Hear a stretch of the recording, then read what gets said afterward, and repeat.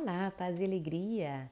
Hoje estamos aqui para falar mais uma vez de uma beata brasileira, a beata Lindalva Justo de Oliveira. Lindalva Justo de Oliveira, beata brasileira.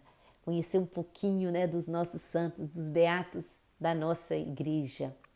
A Beata Lindalva é do século XX, né, no finalzinho do século passado, e tem uma história de martírio que nos enche o coração de alegria de saber que essa mulher santa viveu na nossa terra, pisou o nosso chão. Então, a Beata Lindalva, ela nasceu no Rio Grande do Norte, no interior do Rio Grande do Norte. E numa cidadezinha, vamos dizer assim, Açu, né, no interior desse município, família muito pobre. Seus pais tiveram 13 filhos, um deles morreu, ela foi a sexta filha, né? E então ela era uma de 12, né? Então uma família grande, ele era um pequeno agricultor, uma família muito humilde, mas também muito religiosa, desde cedo aprendendo a rezar, a olhar pelos irmãos, um cuidar do outro. Então morava na roça, mas desde pequenininha ela tinha aquele cuidado pelos irmãos, aquele cuidado para cuidar do outro. Então ela tinha mesmo a vocação do cuidar do outro. Então essa, a Lindalva, né, vivia com seus pais nesse interior, e aí depois, quando ficou difícil a vida na roça, eles se mudaram para a cidade, né, foram para Açu. Ela tinha por volta de 8 anos. E aí a gente vai ver, né, que ela já ajudava na família, trabalhava como babá na adolescência. E tinha um detalhe, né? Ela morava na periferia e ia visitar os idosos, os doentes. Todo o tempo livre que ela tinha era para cuidar desses idosos. Tinha um amor, um carinho muito especial por eles. E às vezes, né, apareciam os pretendentes, ela nunca se firmou, nunca namorou direito com ninguém, né, naquela época assim. Ela dizia: "Eu nasci para casar". Mas também não dizia que tinha outro tipo de vocação e foi levando, né? Então, depois com 18 anos a família, né, mais dificuldades e tudo mais, se muda para Natal. E aí vai também morar numa periferia, aí ela vai trabalhar numa fábrica de roupas, depois numa loja de roupas, depois vai ser caixa de um posto de gasolina. Então, uma vida de normal, de trabalho, de quantas e quantas mulheres jovens nas periferias das grandes cidades, né? Uma família grande, um ajudando a cuidar do outro, né? E nessa vida de oração, vida de mais de ia para a igreja e cuidava, né? Uma pessoa aqui, outra ali. Ela tinha um cuidado especial para os mais doentes, para os mais idosos. Com muitos amigos, saía, ia para cinema. Uma vida de uma jovem, né? Que luta no dia a dia para conseguir uma sobrevivência. Ajudava os irmãos, morou um tempo com os irmãos, ajudava, então ajudava com dinheiro em casa. E a essa dignidade, né, de uma família pobre, mas unida e com Deus. O marco divisor para a sua vida vai ser a morte do seu pai. Né, o pai volta para Açu e chama os filhos, né, ele tinha um câncer, e chama os filhos para se despedir, que ele sente que está chegando a sua hora. Então, a dignidade da morte do seu pai, que pediu os sacramentos, que se entregou nos braços do Senhor, aquele homem de fé, que não se desesperou diante da morte, mas que colocou-se, né, diante de Deus e combati o bom combate, guardei a fé, né, estou chegando ao fim. Então, esse momento foi decisivo para ela. Ela que já tinha todo um remexer interior. Aí, depois desse dia, um dia ela volta para casa, voltando para casa, ela para na igreja. E ali, uma superiora das irmãs de São Vicente de Paula, estava lá, das filhas, né, de São Vicente de Paulo, estava lá e fez um convite. Jesus chama. Jesus chama e precisa de você, né? Fez um convite geral depois da missa. Ela ouviu e aquele convite foi para ela. Ela aceitou esse convite.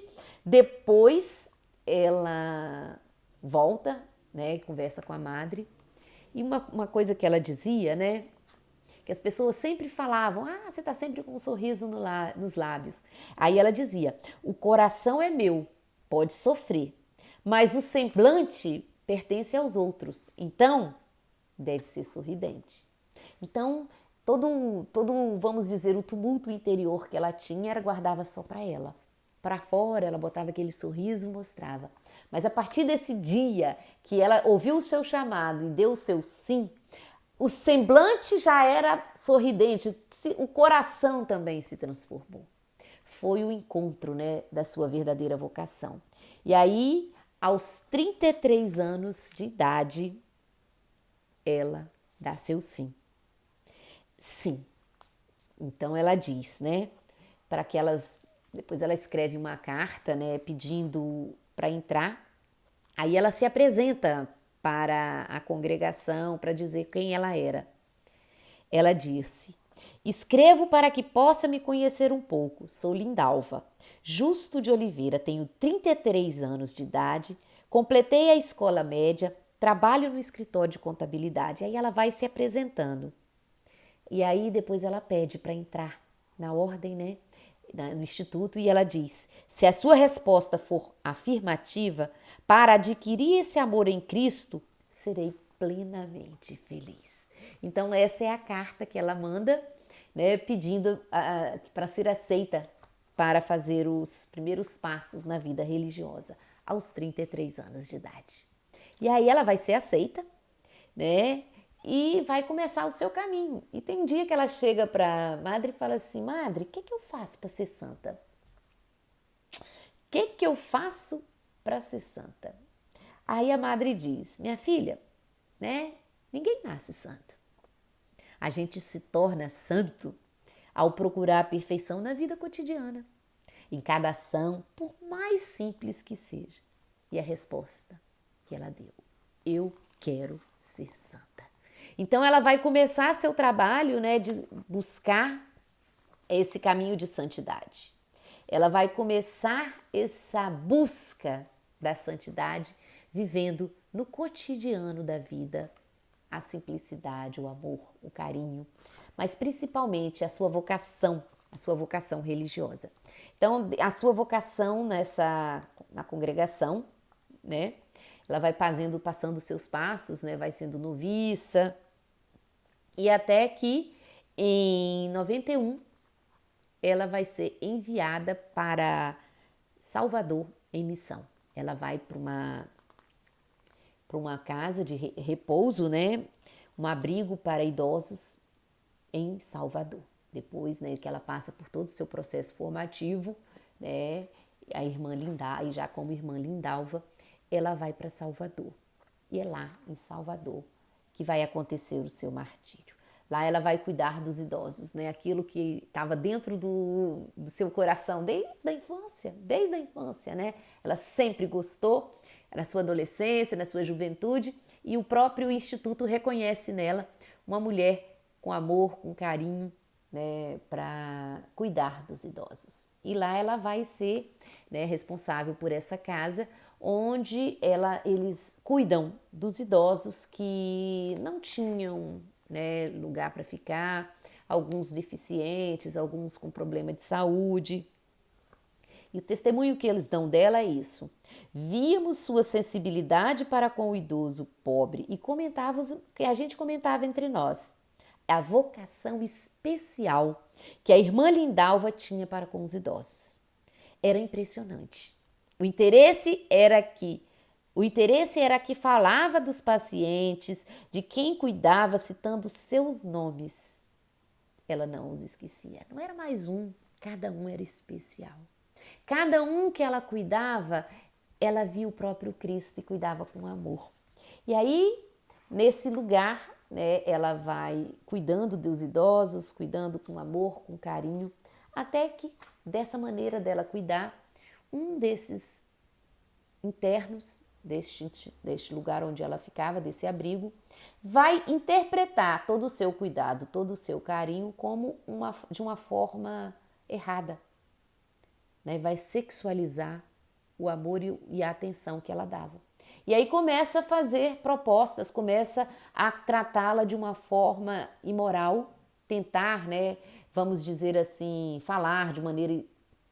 E aí ela vai reclamar com a assistente social, olha, tal interno está fazendo, né? Ela não conta o que ele fazia, mas dizia que ele estava abusando, que estava...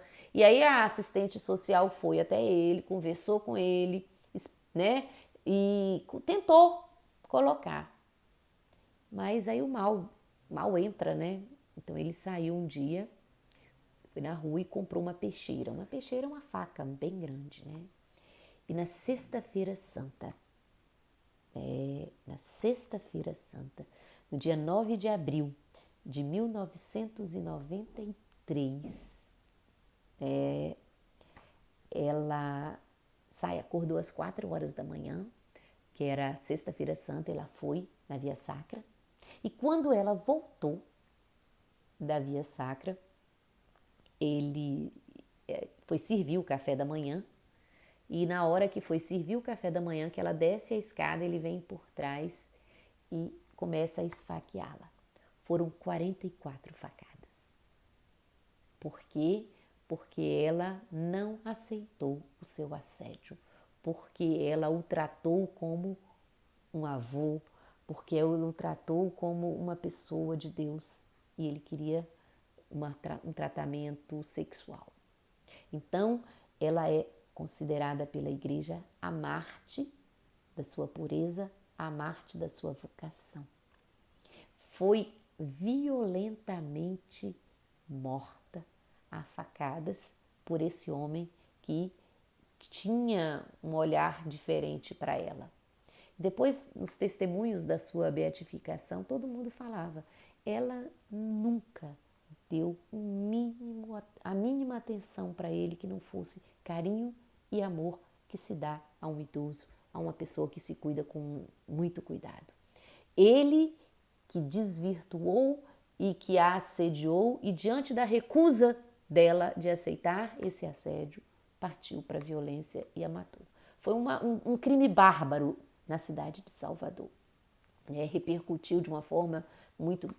E depois foi feito todo um processo para reconhecer o martírio, as suas virtudes, e em 2007 ela foi beatificada em Salvador. E a coisa mais linda, a sua família estava presente, a sua mãe estava presente e viu a igreja reconhecer que a sua filha viveu para Deus, deu a vida por Deus e está no céu.